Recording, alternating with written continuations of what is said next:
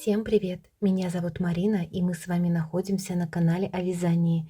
Сегодня в этом видео предлагаю вместе со мной связать вот такие вот интересные и достаточно простые слитки. Смотрятся данные слитки очень красиво, эффектно, но при этом вяжутся просто и быстро. Данные слитки сейчас в мастер-классе я буду вязать из пряжи Alize Superlana Maxi. Пряжа у нас идет толстая, поэтому слитки за счет этого вяжутся очень быстро. Метраж у данной пряжи будет идти на 100 грамм 100 метров. И смотрите, по расходу пряжи на данные слитки. На вот как раз таки пару этих слитков мне одного мотка пряжи не хватило. Поэтому здесь я вам рекомендую или иметь 2 мотка пряжи в запасе, если вы данные слитки планируете связать однотонные. Ну вот в принципе как вязала в мастер-классе и я. Если у вас нет в запасе 2 моточков пряжи, то есть от второго мотка там нужно будет совсем немного, то есть это не 2 целых мотка надо. Расход пряжи давайте полностью в граммах я вам сейчас подпишу на экране, сколько конкретно грамм пряжи ушло у меня на вот как раз таки 2 слитка. Поэтому если у вас в наличии не будет 2 мотков пряжи, то в этом случае я вам рекомендую, смотрите, подошву связать одним цветом, а вот как раз таки эти боковые части, которые вот мы с вами будем вывязывать, связать каким-то другим контрастным цветом. Поэтому этот момент просто нужно учитывать. И смотрите, данные слитки в мастер-классе вот именно из этой пряжи я вязала на спицах 4 миллиметра. Для вязания слитков я использовала 2 чулочные спицы диаметром 4 миллиметра. Это как раз таки на 2 чулочных спицах я вязала подошву. И вот эти боковые части вот цельным полотном я вязала на круговых спицах того же диаметра 4 миллиметра. И смотрите, в мастер-классе сейчас эти слитки я буду вязать на размер ноги 37-38. И для того, чтобы связать слитки на какой-то определенный, нужный именно вам размер ноги, сейчас мы должны знать размер нашей ноги в сантиметрах. Сейчас на экране я вам ставлю таблицу, где вы сможете посмотреть, какому размеру какое количество сантиметров соответствует. И по таблице, если мы сейчас посмотрим, мы видим, что 37 размер ноги у нас соответствует 23,5 сантиметров, а 38 размер ноги у нас соответствует 24,5 сантиметров. То есть получается, после того, как мы по таблице посмотрели размер нашей ноги в сантиметрах, теперь от этой цифры мы должны отнять где-то примерно от 1 до 3 сантиметров. Это как раз таки на растяжение полотна. Здесь уже будет зависеть от плотности вашего вязания. Сейчас в моем случае расчеты я буду делать исходя из размера ноги 38.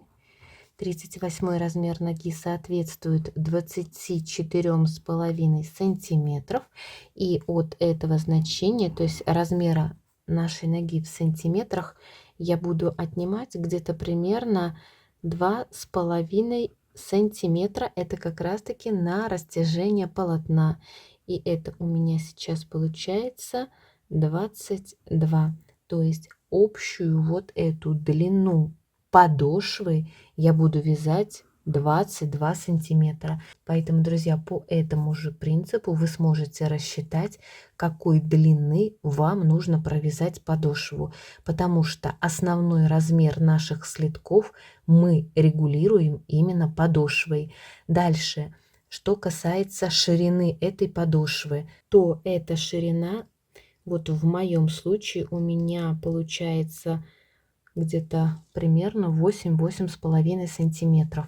Опять же, плюс-минус даже 1 сантиметр большого значения иметь не будет, так как это все мы можем отрегулировать как раз-таки вот этими нашими боковыми частями. Здесь при вязании этих слитков в конце, когда вот наша заготовка будет уже готова, мы будем руководствоваться вот именно общей вот этой шириной нашей детали, вот в середине нашей как раз-таки заготовки. И вот как раз-таки общая ширина, то есть боковая часть подошва и боковая часть должна быть где-то примерно вот 20-21 сантиметр. То есть в моем случае эта ширина сейчас получается равна 21 сантиметру. Ширина является постоянной величиной. Длиной подошвы мы регулируем размер наших слитков. Поэтому, друзья, надеюсь, вам нравятся данные слитки, и вы сейчас с удовольствием свяжете их вместе со мной. Поэтому берем пряжу, готовим спицы и приступаем к вязанию. На 2 чулочные спицы диаметр спиц я взяла 4 миллиметра. Обычным способом набора с помощью длинного хвоста я сейчас наберу 6 петель.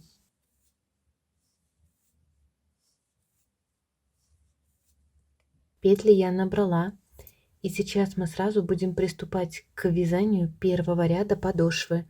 Поэтому первую кромочную петлю я сейчас просто снимаю, и далее в первом ряду мы все петли должны провязать лицевыми. И на протяжении всего вязания последние кромочные петли мы будем провязывать изнаночной петлей, и вязание я переворачиваю на обратную сторону. Здесь также во втором ряду кромочную петлю я снимаю, и далее все петли до конца этого ряда я провязываю лицевыми. Последнюю кромочную петлю провязываю изнаночной. Мы с вами провязали 2 ряда подошвы, и начиная с 3-го ряда мы будем делать расширение этой подошвы. Поэтому первую кромочную петлю я сейчас просто снимаю. Это у нас идет вот 3-й ряд. И сейчас прибавление петель я буду делать в начале и в конце ряда. Поэтому сейчас я подниму вот эту протяжку от следующей петли и от платочной дорожки. Вот она у нас идет под петлей. Бугорок этот я одеваю на спицу и провязываю лицевой петлей. Тем самым в начале ряда я прибавила 1 петлю. И далее провязываю сейчас все петли лицевые, не довязывав одну последнюю кромочную петлю. Когда в конце ряда у меня вот осталась 1 петля, здесь также я подниму протяжку от платочной дорожки предпоследней вот этой нашей петли, уже провязанной. И эту поднятую протяжку я провязываю лицевой, после чего последнюю кромочную петлю я провязываю изнаночной. Это мы с вами сейчас прибавили 2 петли в начале и в конце ряда. Далее вязание я переворачиваю на изнаночную сторону. И здесь в изнаночном ряду никаких прибавлений петель мы делать не будем. Здесь мы просто кромочную петлю снимаем, и все остальные петли до конца этого ряда провяжем сейчас лицевыми. Кромочную провязываю изнаночной, и вязание переворачиваю снова на лицевую сторону. Здесь сейчас в лицевом ряду я снова буду прибавлять петли в начале и в конце ряда точно таким же образом. Кромочную снимаю, после чего поднимаю протяжку вот от платочной дорожки следующей петли. Протяжку эту я одеваю на левую спицу и сразу провязываю лицевой петлей. После чего все остальные петли до конца этого ряда я сейчас провяжу лицевыми до последней кромочной петли. Здесь в конце ряда от вот этой последней провязанной петли я также поднимаю протяжку от платочной дорожки, и эту поднятую протяжку провязываю лицевой петлей. Последнюю кромочную петлю в конце ряда провязываю изнаночной. Далее вязание вот перевернула сейчас на изнаночную сторону, и здесь сейчас в изнаночном ряду никаких прибавлений петель я делать не буду. Здесь я просто все петли до конца ряда провяжу лицевыми. Вязание снова переворачиваю на лицевую сторону. И сейчас в лицевом ряду я должна буду сделать последнее прибавление. Поэтому кромочную петлю я снимаю и поднимаю протяжку вот от платочной дорожки следующей петли. Эту протяжку провязываю лицевой петлей, и все остальные петли до конца этого ряда я также сейчас буду провязывать лицевыми. В конце ряда я также вот поднимаю протяжку от последней провязанной петли, вот от платочной дорожки, и снова эту поднятую протяжку провязываю лицевой петлей. Последнюю кромочную петлю в конце ряда я провязываю изнаночной. И на спицах у меня сейчас 12 петель, то есть то количество петель, которое мне и необходимо.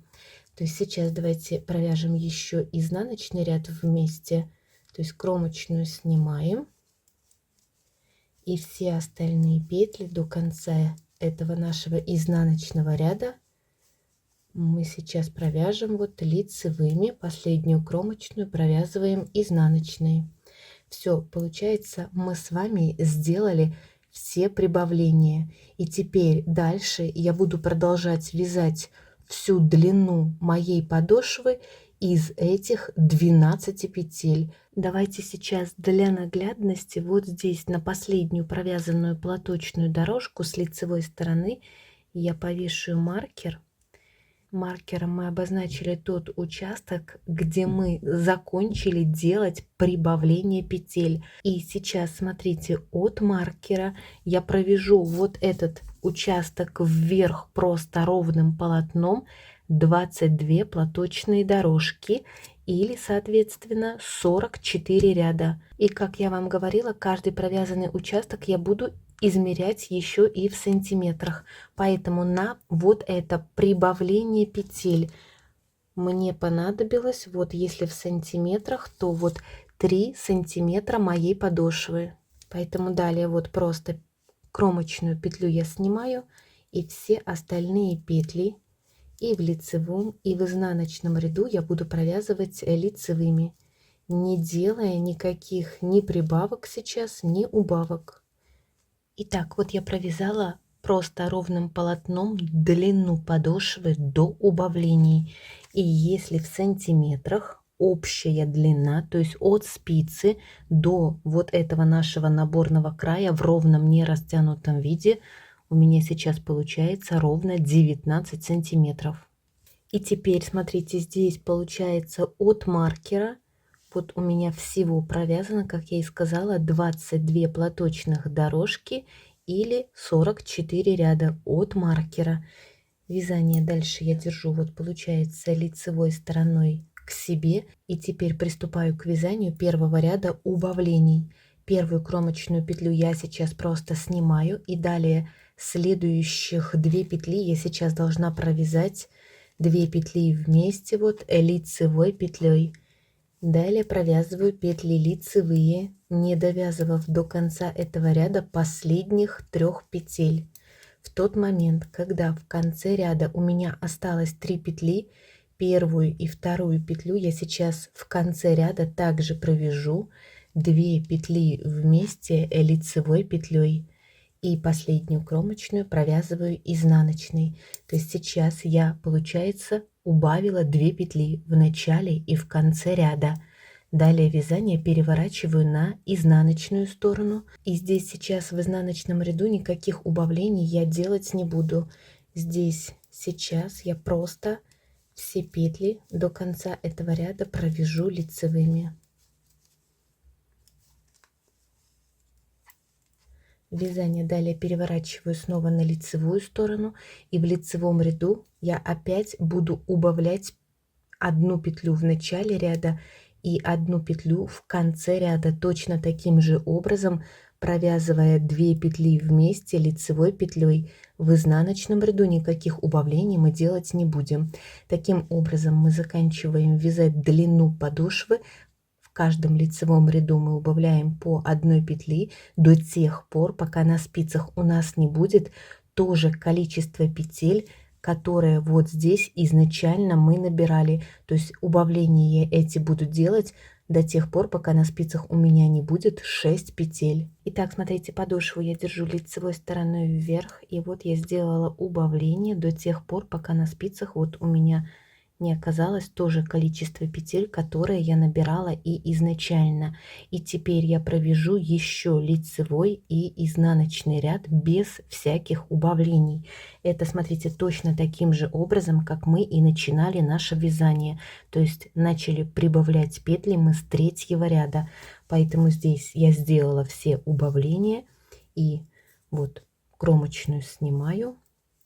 Сначала вот просто лицевыми петлями провяжу лицевой ряд, вязание переверну и провяжу еще лицевыми петлями изнаночный ряд.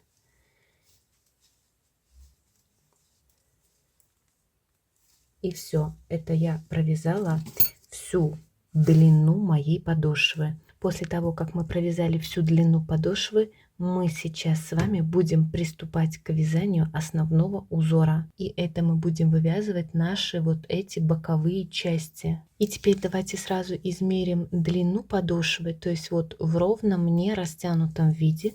Длина моей подошвы от спицы до наборного края сейчас получается равна примерно вот 22 сантиметра. Теперь мы с вами должны пересчитать все провязанные платочные дорожки вот от наборного края. Наборный край мы сейчас пропускаем, и вот идет первая платочная дорожка. Вторая, третья, четвертая, 5, 6, 7, 8, 9, 10, 28, 29, 30. То есть длина моей подошвы равна 30 провязанных платочных дорожек. Это мы должны запомнить. Сейчас я возьму круговые спицы того же диаметра. То есть диаметр спиц у меня также идет 4 миллиметра. И дальше продолжать вывязывать боковые части наших слитков я буду вот именно на круговых спицах. Здесь у меня сейчас на спице расположено 6 петель. Так, дальше вот здесь мы также набирали 6 петель. И теперь, соответственно, вот здесь по краю нашей подошвы я должна буду поднять петельки. Количество петель, которые я подниму вдоль вот этого края, то есть до вот этих центральных 6 петель, где я набирала петли, будет равно количеству провязанных платочных дорожек. А здесь, как мы помним, в моем случае у меня провязано 30 платочных дорожек. Поэтому 30 петель я подниму вот здесь, 6 петель я подниму здесь, то есть это то количество, которое я набирала и изначально. И, соответственно, 30 петель я подниму вот здесь, вдоль второй боковой части моей подошвы. Ну а мы приступаем как раз-таки к подъему этих кромочных петель. Значит, смотрите, вот наша здесь сразу идет первая петелька. Вот из нее я сейчас как раз-таки и вынимаю первую петлю.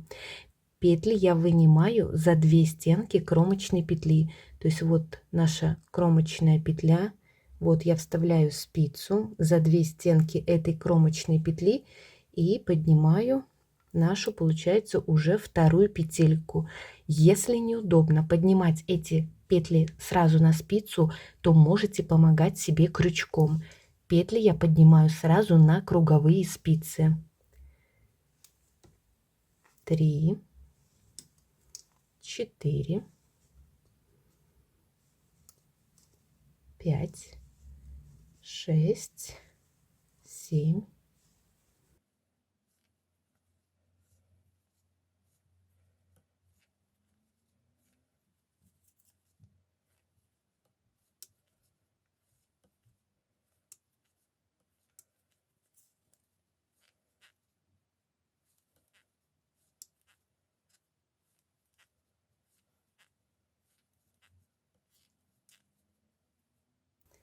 вот идет у меня 26, 27, 28, 29 и вот как раз таки ровно 30 петля, 30. Вот нашу наборную ниточку я откладываю и дальше продолжаю поднимать петельки. То есть вот у меня идет первая петля, вторая петля. Здесь вот так, наверное, подниму третья, четвертая петля. Так, вот здесь где-нибудь я подниму пятую. И вот здесь я сейчас подниму шестую петельку. То есть вот я 6 петель подняла. И теперь вдоль вот этой линии подошвы я также должна буду сейчас поднять 30 петель. Вот идет наша первая платочная дорожка. И вот за 2 стенки кромочной петли я поднимаю первую петельку. Вот вторая кромочная петля, и я поднимаю вторую петельку. И так далее. То есть вот здесь до вот этой чулочной спицы вдоль этого края я должна поднять 30 петель. Вот я подняла 28 петель. Далее вот у меня идет 29.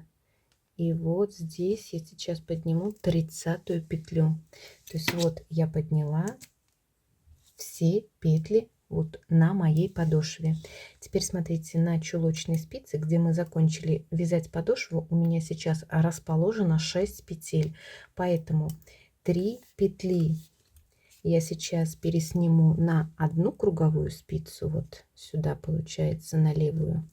Раз, два и три. И 3 петли оставшихся я провяжу сейчас лицевыми на правую спицу.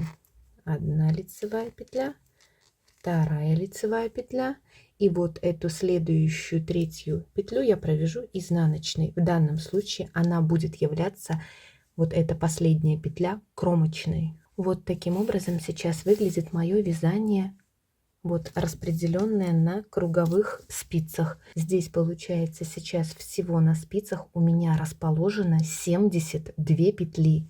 30, 30, 6 и 6. И вот как раз таки из этих 72 петель я сейчас и буду продолжать вывязывать мой основной узор. Основной узор по нашему вот этому полотну я буду вязать поворотными рядами. Вот здесь, где у нас шел маркер, это будет идти внутренняя часть, то есть изнаночная часть у наших следков, то, что будет именно внутри, а эта часть будет снаружи. Поэтому здесь, в принципе, этот маркер уже нам не нужен. Далее, вот после того, как я подняла петли, вязание я переворачиваю, получается, на изнаночную сторону.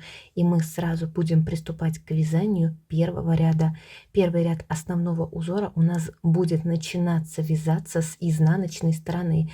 Поэтому вот видите, расположена с этой стороны моя рабочая нить. Круговую спицу одну я вынимаю вот таким вот образом. И приступаю к вязанию первого ряда. Первую кромочную петлю я сейчас просто снимаю. И далее в первом изнаночном ряду я провязываю одну петлю лицевую, одну петлю изнаночную. Вот этих 2 петли и будут являться раппортом нашего узора. Далее мы вязание повторяем, провязываем одну петлю лицевую, одну петлю изнаночную, лицевая, изнаночная, лицевая, изнаночная.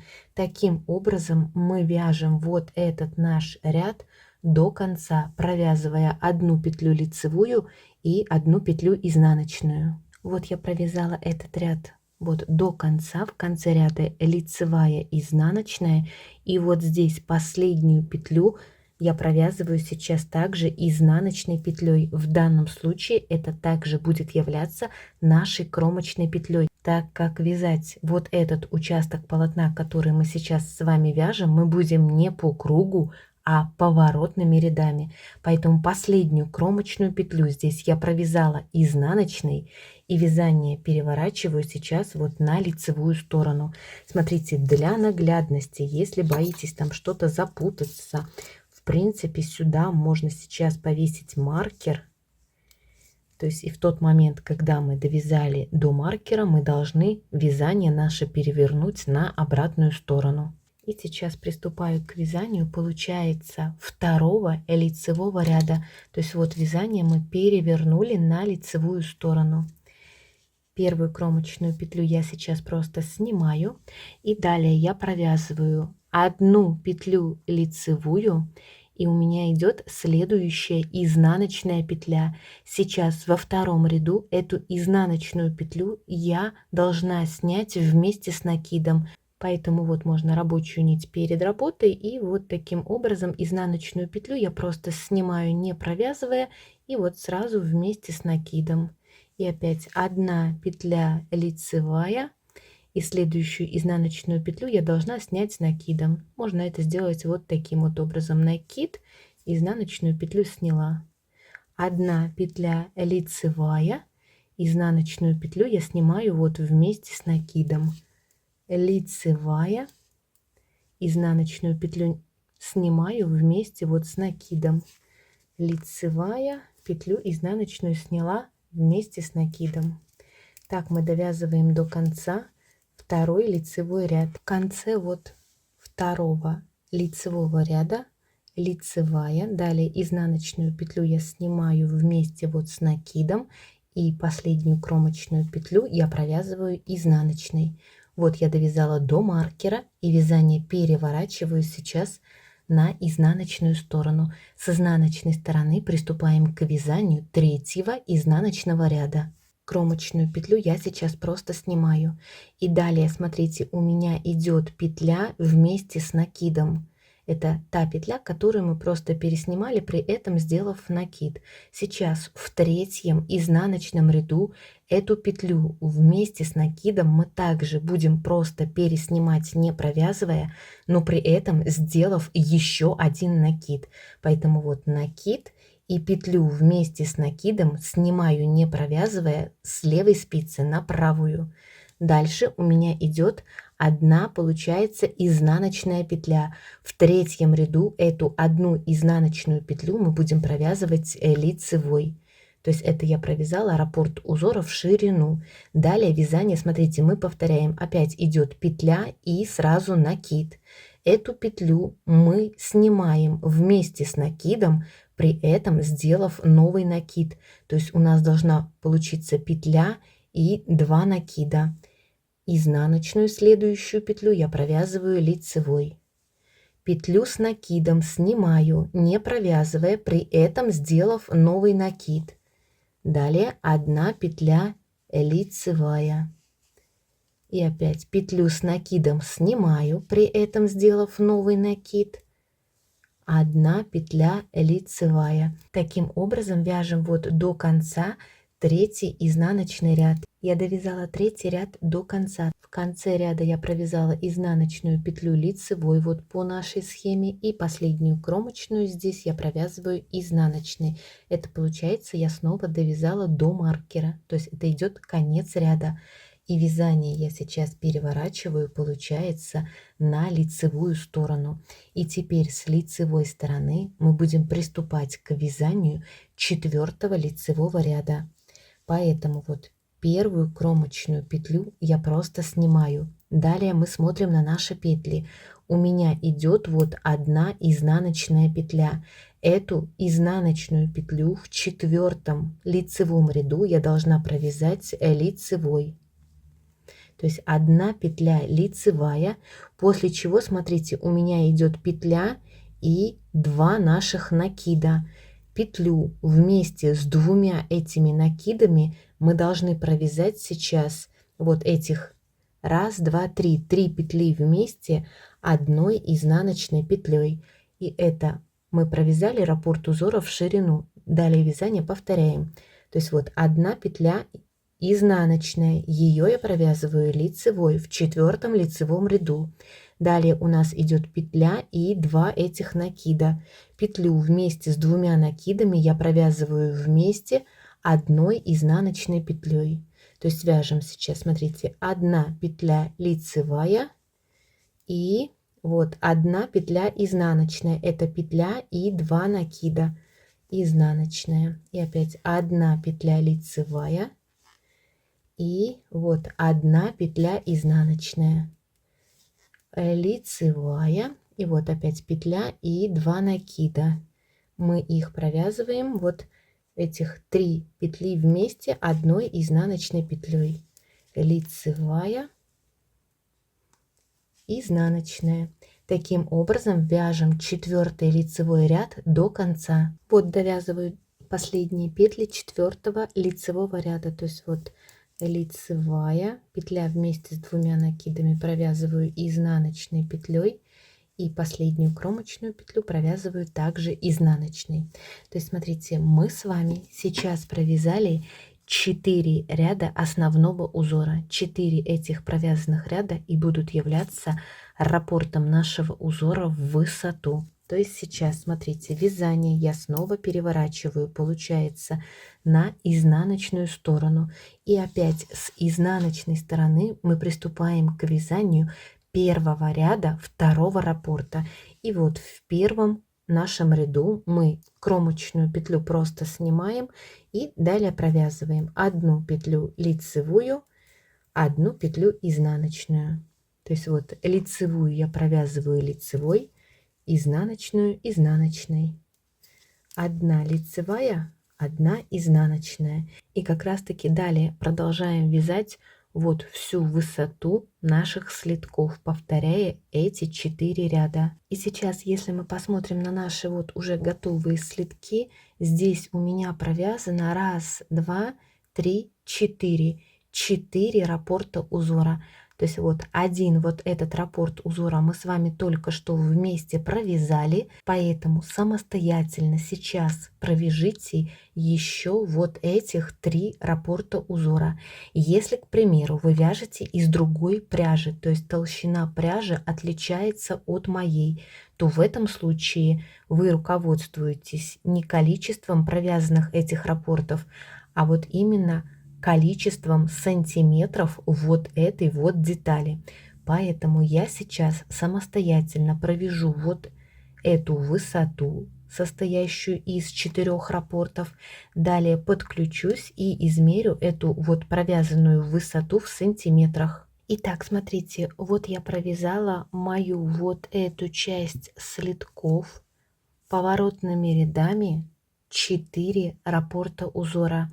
И сейчас, перед тем, как я измерю высоту провязанного участка, я еще должна сейчас провязать ряд с изнаночной стороны. То есть это я, получается, как бы провязываю первый ряд 5-го раппорта. То есть вот первую кромочную петлю я сейчас просто снимаю и далее провязываю 1 петлю лицевую, 1 петлю изнаночную, лицевая, изнаночная, лицевая, изнаночная. Таким образом довязываем до конца вот этот наш ряд с изнаночной стороны. Итак, вот я провязала до конца ряд с изнаночной стороны. И вязание я сейчас вот переворачиваю, получается, на лицевую сторону. И это я провязала всю высоту вот этих боковых частей. Теперь мне осталось только закрыть петли и сшить переднюю часть моих слитков. И давайте теперь измерим высоту провязанных боковых частей.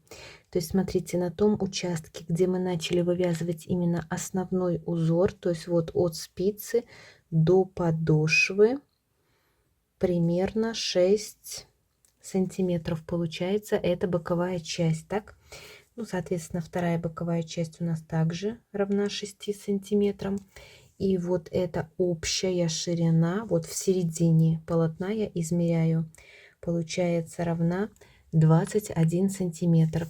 Смотрите, вот эта общая ширина должна быть где-то примерно из расчета примерно вот 20-21 сантиметр. Все, теперь получается мы с вами сейчас будем закрывать петли этого ряда. Вязание мое я сейчас держу, вот получается лицевой стороной вверх, вот мой идет кончик от моточка, и я сейчас буду закрывать петли этого ряда.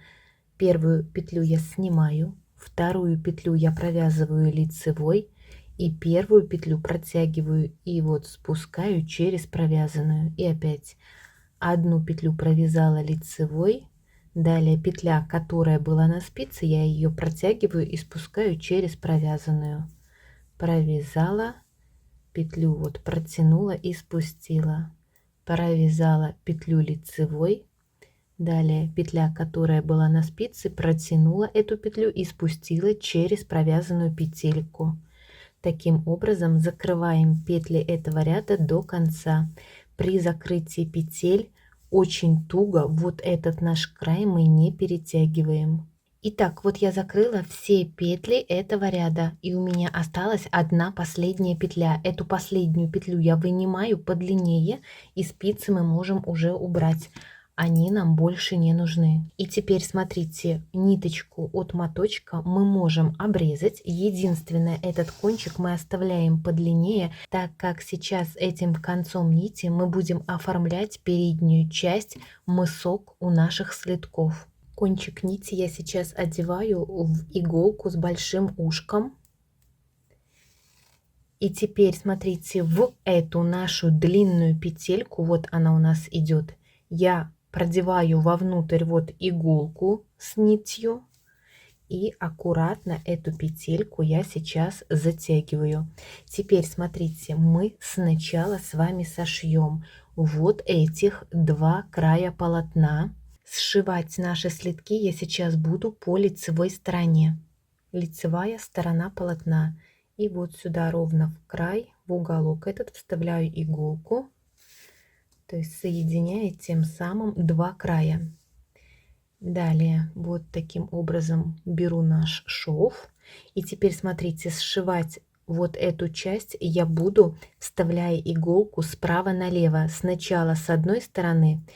Единственное, вставляем иголку мы не в кромочную петлю, а вот здесь кромочная идет, и вот здесь по краю полотна справа налево. Сначала вот с одной стороны, и затем точно так же с другой стороны по краю полотна после вот кромочной нашей петли справа налево. Здесь вот справа налево. И затем с этой стороны вот справа налево по краю полотна после кромочной петли. Итак, вот я прошила вот этот наш шов передний. То есть вот таким образом сейчас выглядит моя заготовка. Вот моя нить. И теперь эту нить вот именно в этом участке я должна немножечко стянуть. То есть тянем аккуратно, чтобы ниточку нам не порвать. Вот таким образом мы сейчас должны вот аккуратно стянуть вот эту переднюю часть, после чего, смотрите, мы нашу иголку выводим в изнаночную сторону. И теперь вот здесь с изнаночной стороны, ну вот просто за вот эти вот торчащие кромочные петли, я иголку вывожу вот сюда, вот в центр, то есть отсюда вот сюда. И теперь этой нитью я сразу буду сшивать вот здесь переднюю часть моих слитков. То есть оформлять этот наш мысок. Еще хорошенечко здесь я все подтянула. И здесь, смотрите, сшивать эту переднюю часть я также буду не за кромочные вот эти петли, а после кромочной петли, смотрите, у нас идут такие как лицевые петельки, то есть вот-вот петля, вот-вот и так далее с одной и соответственно с другой стороны. То есть вот именно в этот край, вот смотрите, справа налево, то есть между кромочной петлей и нашим вот этим узором справа налево, сначала с одной стороны и затем с другой стороны, то есть кромочную петлю я пропускаю, и вот здесь между кромочной петлей я вставляю иголку справа налево с другой стороны. Иду на эту сторону. Здесь также вот кромочная петля, ее я пропускаю, и вот здесь вставляю иголку, получается по нашему полотну справа налево здесь, и затем с этой стороны также справа налево. Теперь здесь справа налево. При сшивании, смотрите, вот это отверстие, куда мы будем вставлять ногу, длина, то есть получается вот этого отрезка должна быть где-то примерно 11 сантиметров. Итак, вот здесь я прошила переднюю часть мысок у моих слитков. И смотрите, вот это отверстие я сейчас оставила, смотрите, 12 сантиметров, потому что я еще буду делать обвязку. Поэтому здесь на 1 сантиметр это отверстие я оставила больше, так как здесь, вот видите, благодаря этой обвязке такой край получается стабильный, фиксированный, и благодаря этому слитки будут хорошо держаться на ноге. Но здесь, смотрите, этот край, который вот мы сейчас закрывали петли, он у нас тоже получается такой достаточно стабильный. И эта обвязка идет чисто такой декоративный элемент, то есть никакой функциональной роли она не играет. Поэтому здесь, смотрите, если вы не хотите делать эту обвязку крючком, то тогда буквально еще прошейте между собой 1 сантиметр. Ну, как я и говорила в начале, то есть отверстие должно быть где-то примерно из расчета около 11 сантиметров. Если вы будете сейчас делать обвязку, как и я, то тогда лучше это отверстие оставить где-то примерно вот около 12 сантиметров. И теперь иголку с ниткой здесь я вывожу в изнаночную сторону. В конце нам нужно будет спрятать этот кончик. Ну а я беру крючок 4 миллиметра, далее беру ниточку вот от моточка. И теперь вот начиная с передней части, где мы здесь вот сейчас закончили сшивать наш мысок, я сюда в центр вставляю крючок, далее беру нашу нить и вот вынимаю первую петельку. Кончик кладу вовнутрь, пальчиком его придерживаю. Далее делаю одну вот закрепляющую петлю. И теперь эту обвязку я буду делать орачьим шагом. То есть обвязывать этот край я буду не по часовой стрелке, а против часовой стрелки. Поэтому так мой кончик придерживаю. Теперь крючок я вставляю вот сюда, назад, то есть на одну петлю назад. Вот сюда вставляю крючок, захватываю рабочую нить и вынимаю петельку. 2 петли на крючке провязываю вместе. И опять 1 петля на крючке. Вот сюда, назад. То есть против часовой стрелки я вставляю крючок, вынимаю петельку и 2 петли на крючке провязываю вместе. И опять 1 петля на крючке, вот сюда, назад. Я вставляю крючок, захватываю рабочую нить и вот вынимаю петельку. 2 петли на крючке провязываю вместе. И опять назад. На 1 петлю вставляю крючок, вынимаю петельку, 2 петли провязываю вот вместе. То есть таким образом, вот видите, у нас получаются наши такие бугорки. Таким образом обвязываем вот этот край до конца. И так вот я обвязку сделала по кругу. И вот сейчас, смотрите, свою последнюю петлю я вынимаю вот как раз таки здесь из центра. Вот наша последняя петля, 2 петли провязываю вот вместе, и теперь ниточку мы можем уже обрезать. Далее беру и последнюю эту нашу петельку просто вот таким вот образом вытаскиваю, хорошенечко здесь все затягиваю. Теперь мы наши слитки должны вывернуть на изнаночную сторону, и вот эти кончики мы должны спрятать по изнаночной стороне самостоятельно, любым удобным для вас способом. И вот, друзья, после того, как мы с вами спрятали кончики, наши следочки полностью готовы. Вот такая вот красота у нас с вами сейчас получилась. У нас с вами идет вот всего лишь 1 шов вот по передней части мыску у наших слитков. Все остальное у нас вяжется цельным полотном. И смотрится это красиво и аккуратно. Поэтому, друзья, надеюсь, данный мастер-класс был для вас полезным и понятным. Поэтому обязательно поддержите это видео пальчиком вверх. Подписывайтесь на мой канал. Сейчас мы с вами будем прощаться. До новых встреч и всем пока-пока.